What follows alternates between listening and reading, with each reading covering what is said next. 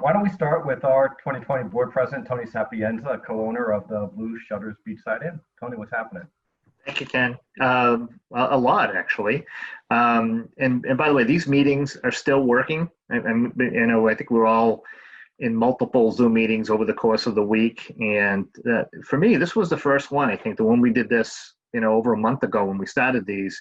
And it's still super valuable. So thanks for doing this. As you mentioned, it's great. It's great to see everybody and to hear updates. In the past week, this meeting last Thursday, we've had the Gloucester reopening subcommittee on lodging as part of that.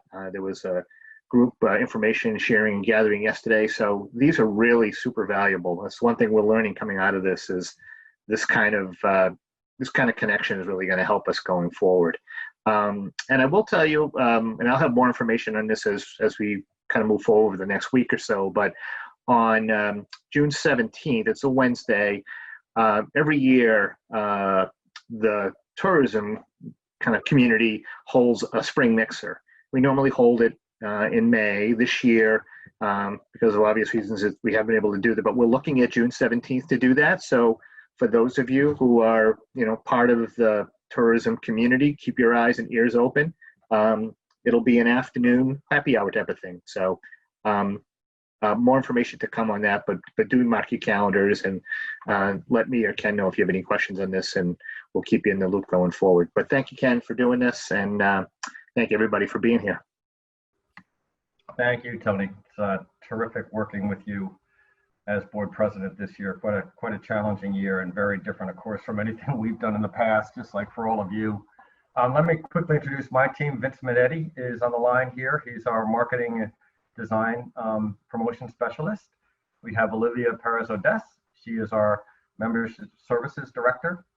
And Peter Weber is going to try to join us in a little bit. Peter is right now receiving about 40,000 copies of our 2020 Cape Ann map, which just got delivered and is looking fantastic. So we're looking forward to getting that out there in the community. So let's see. So just a reminder, you're all muted. What we're going to do is hear first from municipal leaders. I see Sal's on the line. I'd like to hear from a couple of other folks and give them the opportunity to just tell us what's going on kind of from the municipalities, and then we'll open it up to our businesses and hear from you all as you'd like to share what's happening within your establishments. Of course, the focus is on phase 2. Still very much expected to start on Monday. The governor has the option to delay that, but the rates look good, the health indices, and there's tremendous pressure to open up now. There has been additional guidance, especially for the hospitality industry, accommodations, retail, and restaurants. And we've been working closely with Discover Gloucester, who's been doing a great job in having focused Zoom sessions within each of those categories. And so I'm on a reopening task force. Sal Di Stefano and I co-chair a business subcommittee in Gloucester. Elizabeth Carey chairs a tourism subcommittee, and then Jim Destino is chairing a subcommittee in restaurants. So between the three of those groups, all of our businesses are captured in one way or considered in one way or another. There's also been a lot of information on the Paycheck Protection Program in particular. There's a lot of confusion. I think that's becoming a little bit more clear, and it looks like as of today, there is a bill that will be arriving on the president's desk to extend the deadline, which had been the end of June, for 24 weeks, puts it out towards the end of this year, and also changes the ratios, which were 75-25 to 60-40. So it'll make it even more beneficial to our businesses, those of you who have applied for it and received those funds. The EIDL program also has been very popular. We were a recipient of that loan, which we very much will need to get us through this year and into next year as well. So I guess that's all I have to say, and I'll chime in from time to time as we go around the Zoom room here. And why don't we start with you, Sal, again, and hear from what's going on from the city of Gloucester.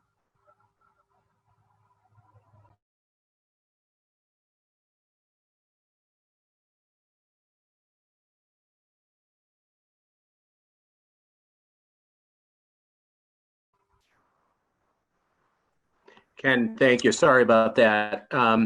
Getting inundated with last minute emails, but you did a great job covering everything that we're working on. So the biggest thing is we really want businesses to pay attention to the information that's coming out on the mass.gov/reopening site. There's going to be additional guidance coming out on Saturday about the phases, and that's really important because they impact your individual businesses greatly. And if we have been getting emails from businesses that might feel they fall between phases for one reason or another, and on the mass.gov reopening site, there is an option to fill out a questionnaire. It's a short questionnaire. If it takes you more than 5 minutes, you're probably not doing it correctly. It's really short. And if you need additional guidance, please email the state directly.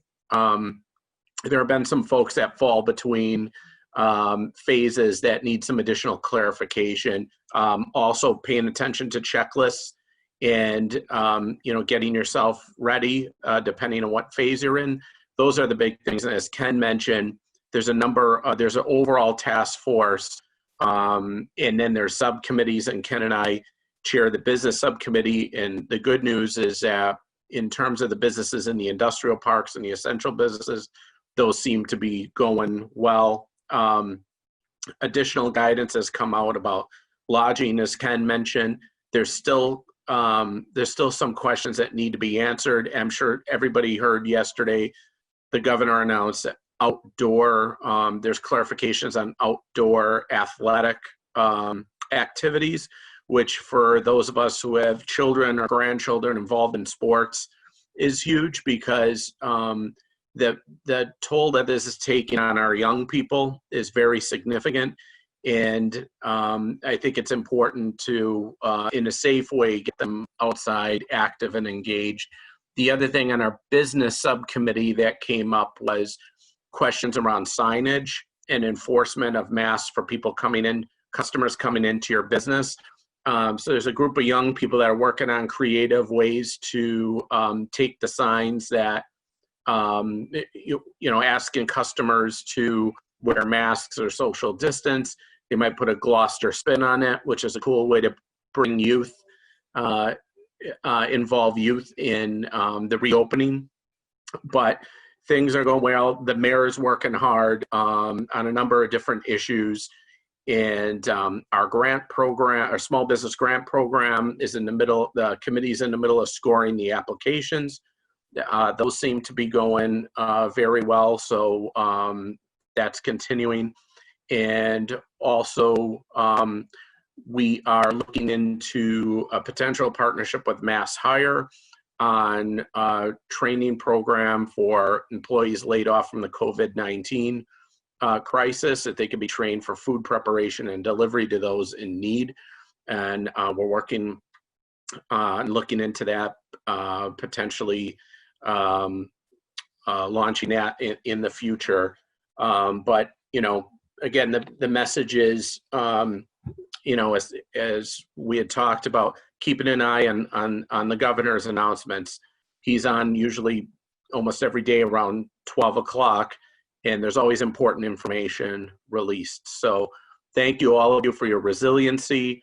Also, we want to do some resiliency spotlights on your business. And if you're interested, please let me know. We want to talk about, good news. There's a lot of, but when this crisis started with COVID-19, negative news, we want to put positive things out there, and happy to work with the chamber on that promotion. And, looking forward to working with all of you. Thank you. Sal, thank you. And thanks for all that you're doing. It's really a pleasure to work with you and the entire city team. Let's see, one thing I forgot to mention is if you haven't already done so, if you'd like to use chat to say who you are and the business that you're representing, that would be terrific. And so we have that, and we can share that as well. Let's see, I noticed that Felicia, you're on Again, we tried to get an update from you on CADA last week, and I wonder if you're able to share with us now just what's going on in your organization. Are you able to get this mic to work? I'm going to try to unmute you here. Can you hear me better this week than last week? Are you good? Yeah, sounds good. Go ahead. Well, thank you. I'm Felicia with the Cape Ann Transportation Authority, and CADA service, I'll give a general update. Our service was not interrupted by COVID-19. We did not suspend service. We didn't shut down service. The only service that we did suspend was the mall bus when the mall closed. We did implement some enhanced cleaning protocols to help keep the customers and the drivers as safe as possible. Right now, we're continuing to run a modified weekday schedule that went into place on May 4th. It provides for more consistent service on some of our more popular routes, specifically Eastern Avenue between Gloucester and Rockport. And then it added a little bit more service for Magnolia and West Gloucester. Instead of 3 times a day, the bus now goes out there 5 times a day. We established an internal small working group at the beginning of COVID-19 to work through the process and CADA's reaction, as a team. And right now we're working on integrating the local commuter routes and our school trippers into our modified schedule so that we'll be ready to implement those as things open back up. Recently, we received about 1.6 million in CARES Act funding, and those funds are meant to help CADA continue to provide service throughout the pandemic and hopefully after the pandemic goes away. It's 100% federal dollars. There's no local match, and the operating expenses, lost revenue, cleaning equipment, all of those are eligible expenses for these funds. That's all I got right now. Thank you for that update, Felicia. Really appreciate it. Thanks. It's going to be a challenging time with public transportation for the foreseeable future, without any doubt. It is. It's going to be interesting. Yeah. Let's see. I don't know that I see other municipal leaders on the call this morning, unless I'm not seeing anybody who just want to speak up. So, you know what I'd like to do is, Elizabeth, I don't know that we've heard from you in the last week or couple, and maybe you could give us an update as to what's going on in tourism.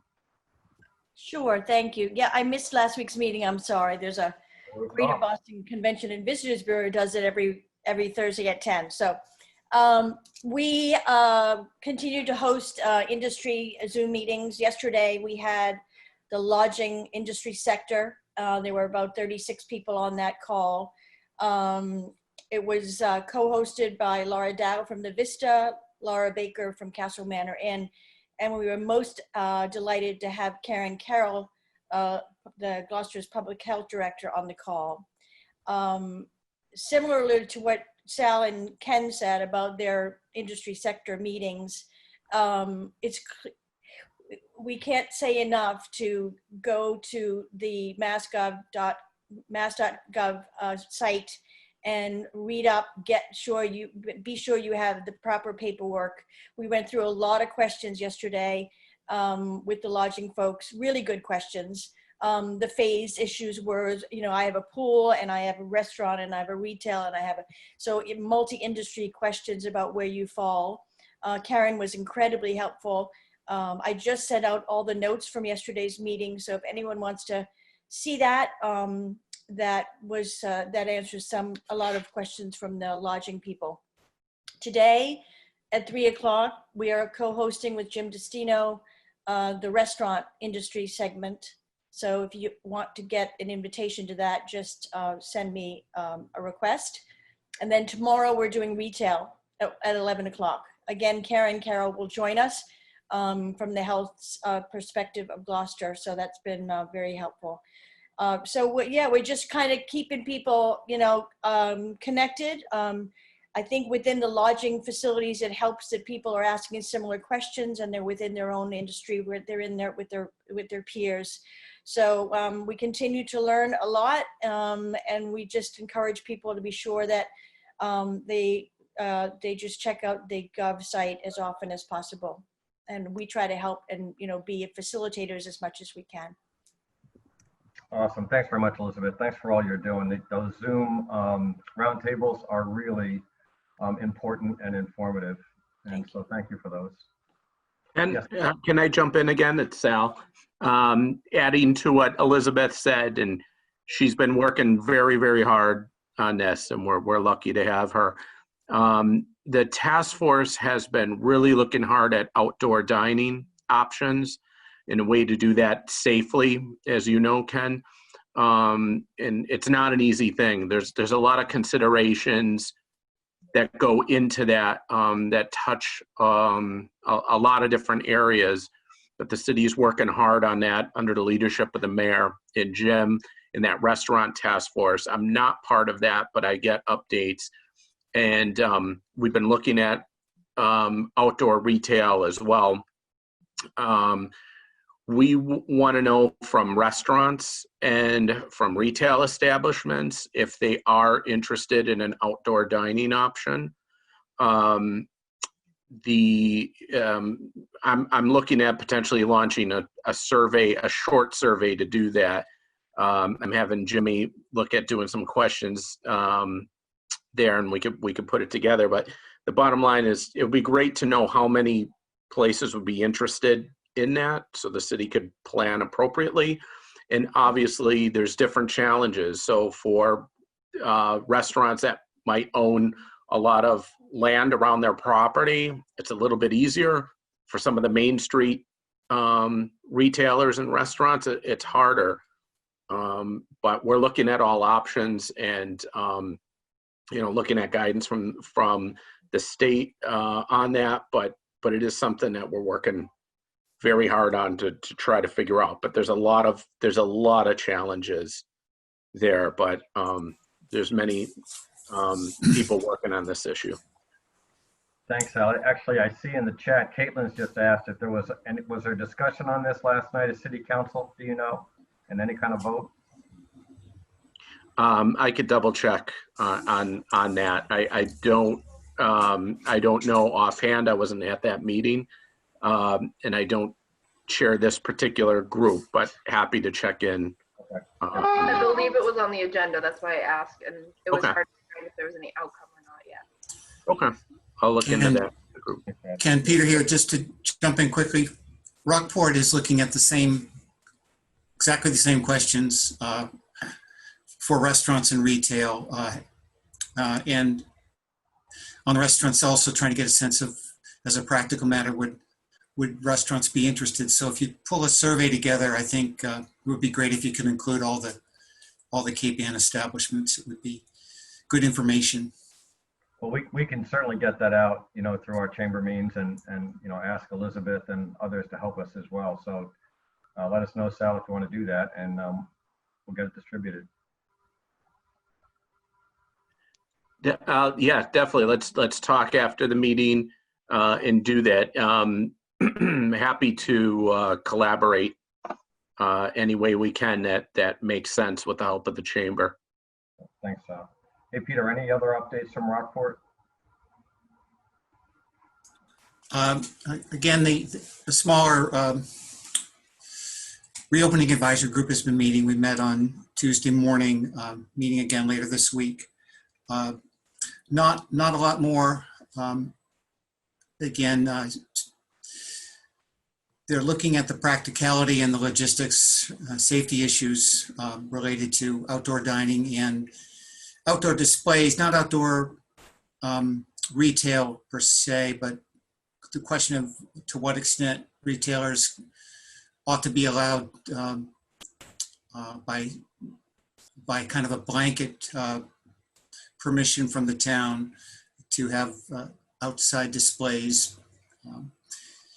Again, it's being looked at, but no real answers yet on what that might look like. But that's related to the the sense that there's going to be limitations on how many people can be inside a small shop or a large shop at any given time, and looking for ways to support businesses without causing a ripple effect of safety and congestion issues by doing so.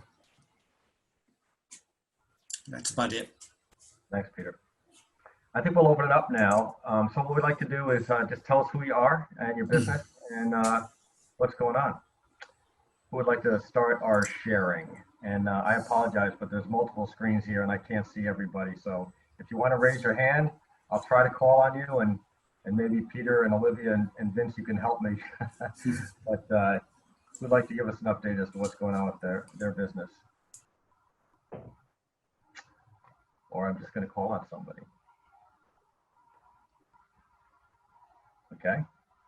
Corey, we were talking earlier. Tell us what's happening in Lobsterland.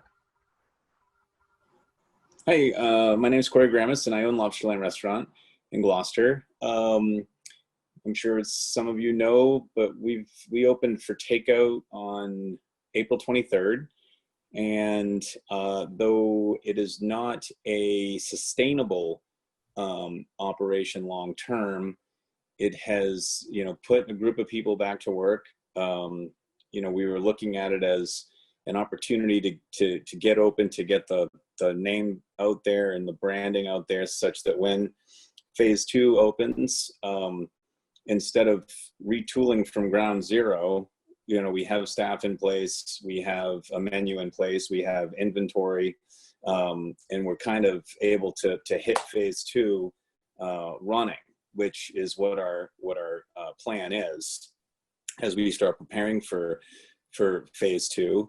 To Sal's point, each restaurant has a unique set of circumstances based on location, based on real estate, based on square footage and setups. And I just hope that we're able to find a way to get as many places opened with outdoor dining. I'm curious about, and I'm not sure if Sal has insight to this or Ken, about and what the retailers on Main Street feel about closing Main Street for restaurants. Is that still in discussion? Because I'm in full support of it. Well, if I could just jump in, and Ken, feel free to jump in as well. So there's a number of discussions about that, but also considerations, meaning that, closing Main Street might be good for some businesses and are challenging for others. We've heard from both sides for a variety of reasons. If we, anything that we looked at would get input from the stakeholders, and it would be looked at closely. It's not an easy one-size-fits-all solution, definitely, and we've heard concerns from both sides. But I think one scenario that was explored would be something that would entail like a later in the day weekend closure to allow for, there are businesses that rely on cars, somebody parking, picking something up and driving away versus a restaurant. So we're trying to balance those needs, and we've heard very good input from community stakeholders already, but there's a larger discussion that will be made, but it is looked at. And we're also looking at what's working in other communities as well, and what they're talking about to come to a solution that will help as many people as possible. And also the big thing, and I think Ken mentioned it before, is safety is the biggest concern, public safety. And then there's things that people might not think about, like use of bathrooms and ADA accessibility, and all of these things come into play. So it's working with, the different departments, public works, public safety, building inspectors, and the businesses themselves as well. So, but those discussions are being had. Good. Thanks, Sal. Corey, anything else? No, I mean, I don't know. I haven't been a part of the lodging discussions, but I'm just curious, based on, I mean, obviously our numbers are pale in comparison to what we would be doing if we were opened under normal circumstances, but does anyone have any insight into what summer and advanced reservations look like?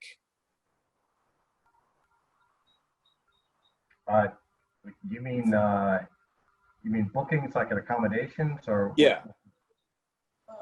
They are way off. Way off, yeah. Way off. I don't know, Laura, if you want to comment on that from your perspective. Can you hear me? Yeah, but it's really quiet. Oh, okay, I'll try to speak up.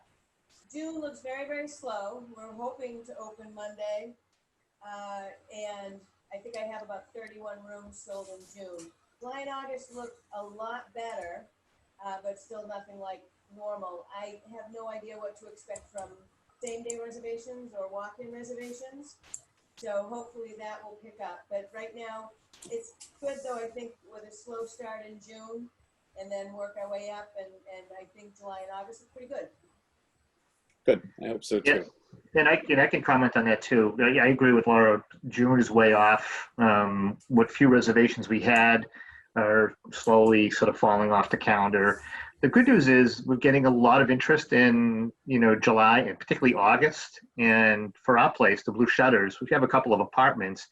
People are looking for long-term stays. So they're staying for like a week, 10 days, things like that, so I'd say, at least half of the inquiries we're getting today are for longer term stays, which is encouraging. So it's starting to pick up a little bit. I think people are feeling a little bit, more confident.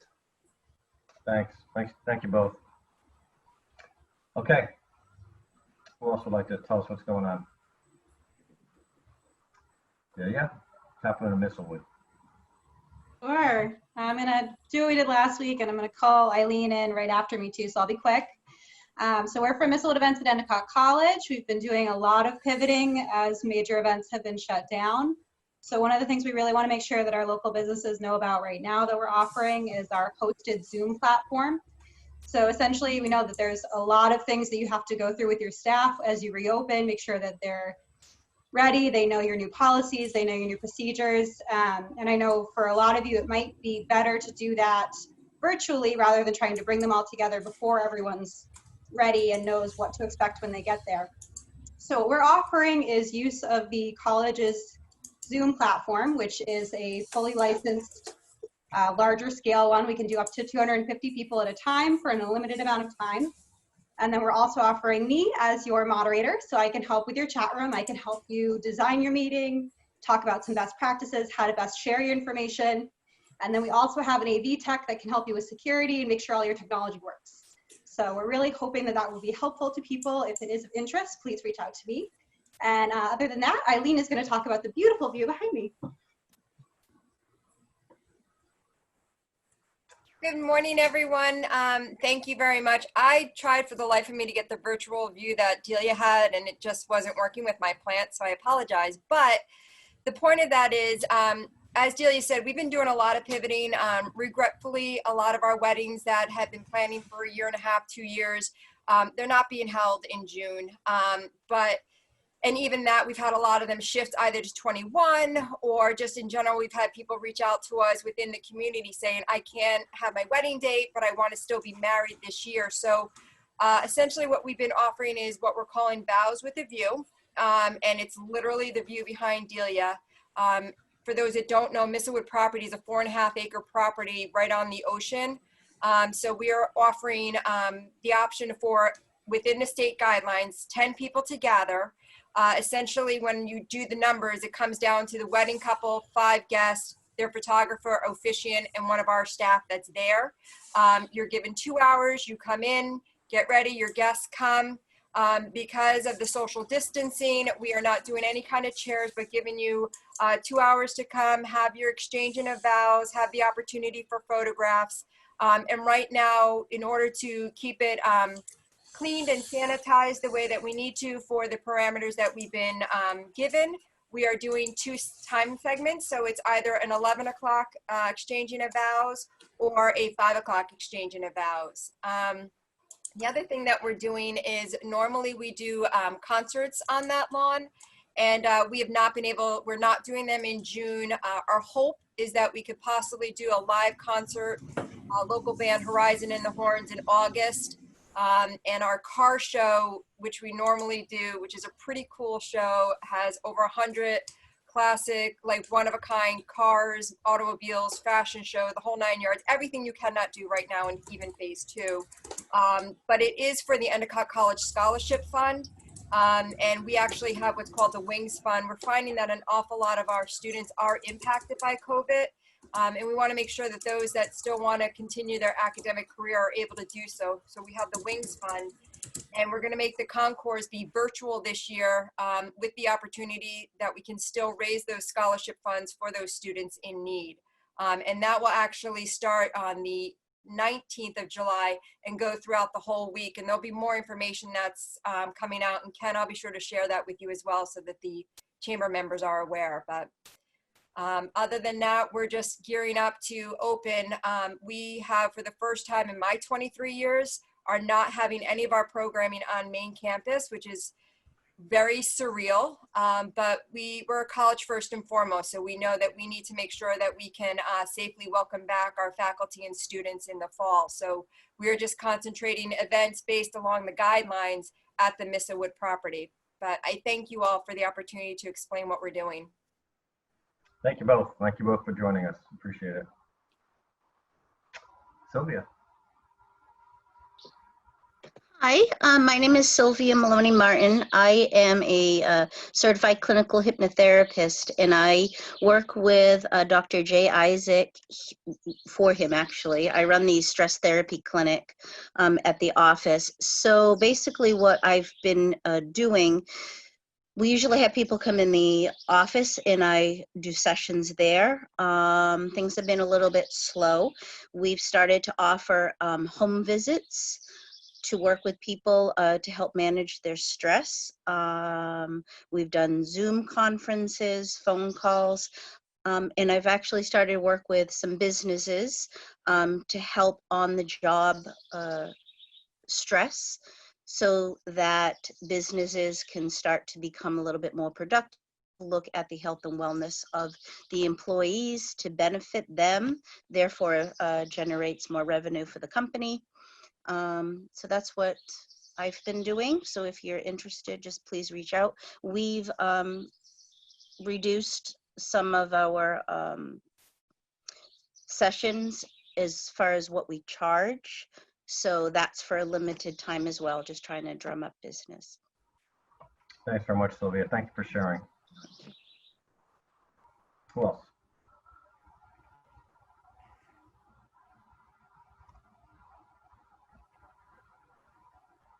Anybody else want to tell us what's happening? Lisa, 1623. Okay. Hi, Ken. Yeah, I just wanted to say we had our first debate for Rockport Selectmen done by Zoom. The League of Women Voters did that. So their election for selectmen is at the end of the month. And so next Monday at 9:30 a.m., we're going to begin airing the selectmen's debate. And it'll also be on YouTube and Facebook. So, you know, you get an opportunity to see who the candidates are. And yeah, so just letting you know that's going on. And that's some for special programming that people in Rockport might be interested in watching. And yep. And yep, we have some videos, community updates, which it's not as depressing as what's going on in the national news. So, you know, there's about eels and the library and other things. So you get those to look forward to too. So that's it. You're doing an amazing job. Thank you. You know, I've been on with Corey and Heather a few times, and actually Tony and I are going to be on tomorrow with a Love Cape Ann report update. And we're also talking to you guys about doing a debate for the Essex Selectmen. Yep, that's in the works too. Yeah. So that's something to look forward to. Thanks for all you're doing. It's really helping to keep the community tied together virtually.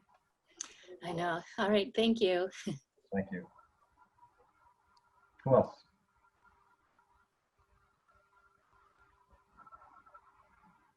Sarah, do you have your hand up? Yes. Hi.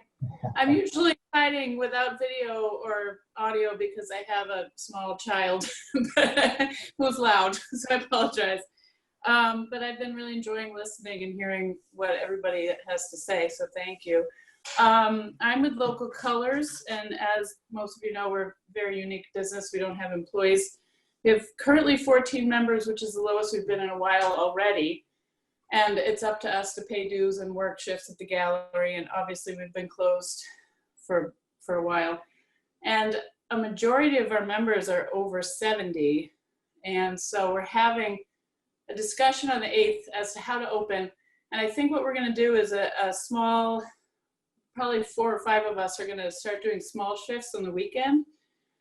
Maybe Friday, Saturday, Sunday. I don't know if anybody has any thoughts or resources on how to do, like, just minimize our hours, because usually we have 2 members a day, a morning shift and afternoon shift, and instead we'll probably have 1 member for like a different, instead of 10 to 6, it might be 11 or 12 to 5, or I don't know. We're going to figure out how to do that. But right now I think we're looking at reduced hours Friday, Saturday, Sunday. So maybe in a week or 2. So that's what we're thinking. I don't know if anybody else is doing anything like that. If people are getting very creative, yes. And we look forward to seeing you guys open. Thank you for sharing. Thank you. Bonnie Scatterday, do you have your hand up there? Hold on, we gotta unmute you. Let's see if we can do this. Can you hear me? Yeah. Okay. I have 3 different devices here trying to figure out how to have a camera and a talking thing, so bear with me. I'm a little confused by the logic of the state as far as having outdoor seating for restaurants, but yet not allowing catering. Because when you have a catered event, you actually know the people who are coming to your event, and you would be able to track and, you know, trace if the COVID occurred in your group. Where in a restaurant, you don't know the people. So if somebody there had COVID, it's spreading to all these people and you can't trace it. So is it better to have 30 people that you know, or is it better to have 60 outside in our outdoor area that you don't know? Like, it doesn't, so much of what's happening doesn't make sense. Thoughts? Yeah, well, I don't think there's anyone on the line here who's going to be able to answer that. Could be wrong. But what I recommend you do is submit your question and concern to the state through the website that we had talked about earlier. That's what it's there for. But I mean, is Sal still here? Sal had to come off. Oh. I'm here. Oh, are you there, Sal? Yeah. Okay, yeah, go ahead. I don't know if you can comment on that. I don't work for the state and I'm not a public health official, so I can't comment on that. All right. Does it make sense though? Like, just logically to people? It doesn't, it's contrary to how my common sense works. If contact tracing is so important, you're putting large groups together that you can't trace when you could have groups together that you can trace. So I don't quite fathom it. I would just say that I know from attending probably 30 or 40 conference calls, webinars led by the governor, lieutenant governor, and staff, that they have some of the top professionals in the world advising on this. There are reasons, there are things that I've been learning throughout the process that I was like, wow, I never thought of that. And also there's continual guidance coming out. For example, when golf courses were allowed to open, there was a number of clarifications that happened afterwards based on feedback from the industry. So I would agree that, you know, on a lot of different levels, I think public safety is very important to the governor, but as a city employee, I don't have any input on that. The best that I could do is recommend, as Ken said, asking questions directly. They've been very good at responding.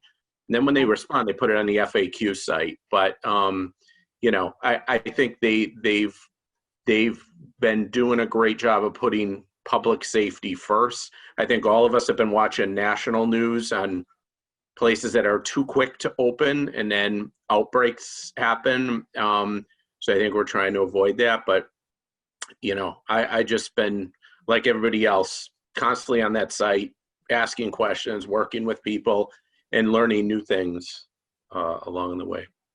Well, in accordance with the city of Gloucester, what was the thought process on the protest at the Rotary with so many people in such tight quarters, not social distancing? So that's something that I can't comment on, only that people have constitutional rights, and that comes into play. And I think in any situation like that, people are asked to use their best judgment, than wearing masks and social distancing.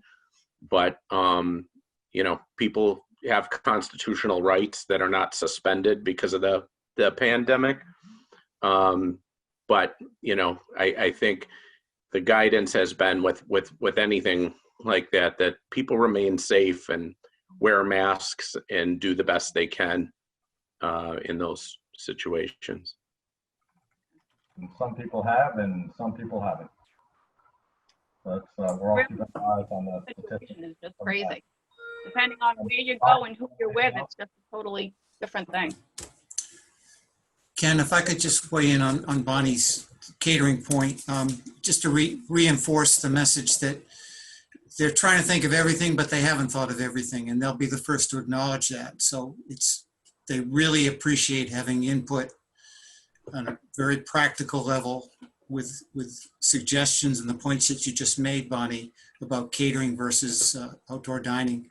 And they are trying to adapt and modify and adjust on the fly with their guidance. I just want to agree with what Sal said and Ken, that they do turn those around fast, and you may be pleasantly surprised at their response when you make a good logical point like you do. Thanks, Peter. Bonnie, do you have anything else? Woodman's is moving ahead as with curbside pickup as we have. We're looking at outdoor dining. We're thinking outside the box, just how to set up everything and moving forward the best we can, like everybody else.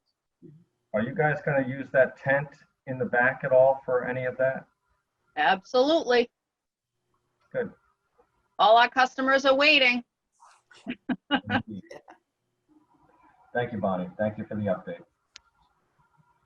I'd like to put somebody in the spot here who I don't know that we've seen in a little while. And I'd like to say something. Oh, okay, sure. Go ahead, Lisa. I'm sorry. That's okay. Hello, everyone. It's good to see you. Good to see your faces every week.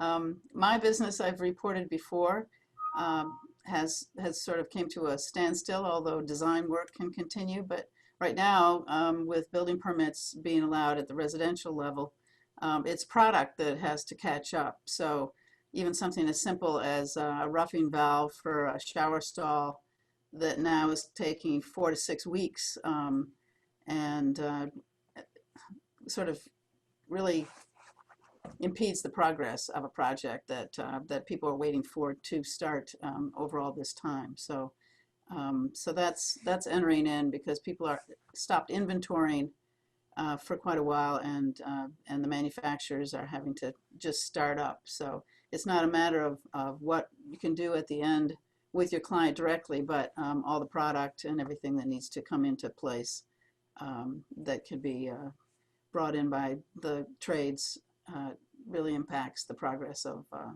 the projects that I work on too. Design can continue with a designer, but when the rubber meets the road and you're actually building the structure, that holds things up. So that's an ongoing thing, and I don't know. We'll just have to keep working with that. And I imagine that on the retail level that people, and I'd love to hear about that people are trying to bring product in now that people can start coming into their stores, and whether or not that's a problem for them too. I think we'll pick more of that up in the retailers working group that Elizabeth is going to host here in the next couple of days. I haven't heard that inventory is a problem yet, in part because there's been so little sales and the stores are generally stocked, but certainly it could be a problem in the not too distant future. Thank you, Lisa, for sharing. Can Mary Hughes had her hand up, I think. Okay, Mary, you want to say something?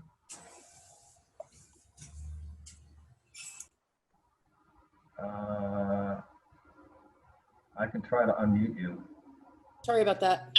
So we are also an art gallery on Rocky Neck. We do have a year-round presence. We have been closed since March. We plan on opening on the 17th.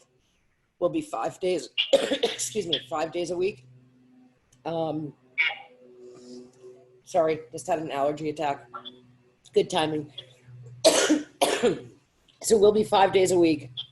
We will have masks. We will have gloves for people that want to handle products. We will have hand sanitizer, and we will limit the amount of people in the gallery. We will be 10 to 5 as usual. We do have an outside space where people can take turns and wait. We don't know if there is, all right, I guess I should ask, is there an email list, or will there be one, of galleries that are open and or retail businesses and their hours, etc.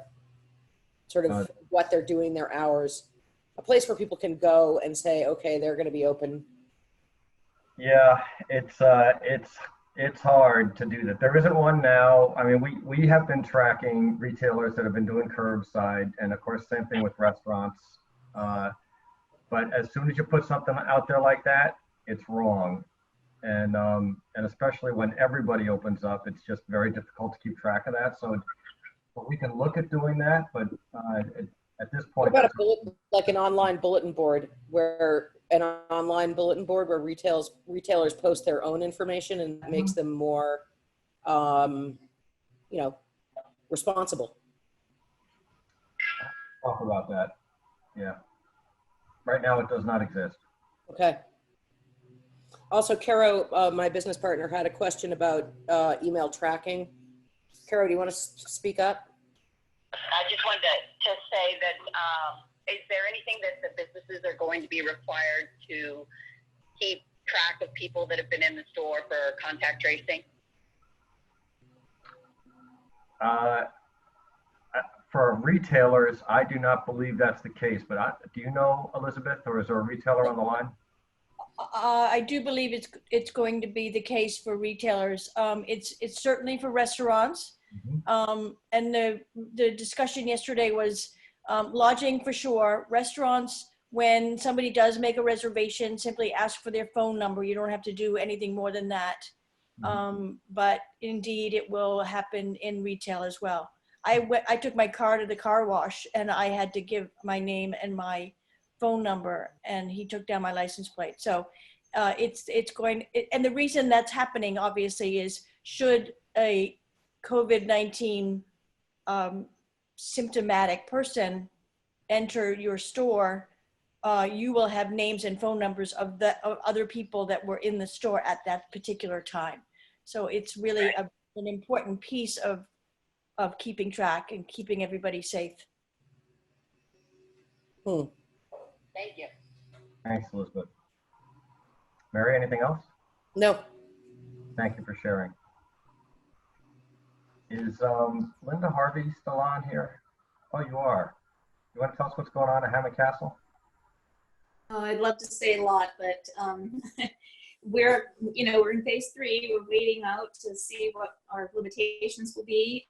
We're ready. We're sanitizing stations, and we're going to be doing visitation by appointment. So encouraging people to make reservations online. And once we know the number that we can hold in the castle at a single time, then we can set that up as soon as we're given the go to open. Our weddings, well, it's been a doomsday on weddings. Unfortunately, these wonderful couples that have had made all these plans for years and years now, and now Most of them have postponed to 2021. But we've lost everything in June, July, and August now. I have maybe one bride and groom still hanging on to the end of August with hopes that they can have their family here. But we have put together kind of a little special package similar to what Endicott and Missile was doing. It's called our Petite Wedding, and we offer the castle for you to come in with your officiant, your photographer, to have use of the castle for your photographs, so that you can have an enchanting romantic wedding still that you can either share visually on Facebook or wherever you wish to by video, and just giving you the opportunity that, you know, there's so many people that have been so disappointed. A lot of their venues have canceled on them, as opposed to we haven't canceled, our people have canceled on us.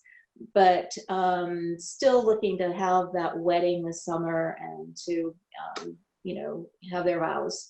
So that's something we've been putting out on the networks, and I know that the Chamber's done a nice job for us in the newsletter listing this possibility as well. So if anyone knows of the bride and groom that are looking for, you know, that opportunity to have an enchanting wedding at Hammond Castle, we're here for you. Thank you, Linda. Thank you for sharing. We're looking forward to having you open soon. Me too. Coming up on an hour. Anybody else want to share?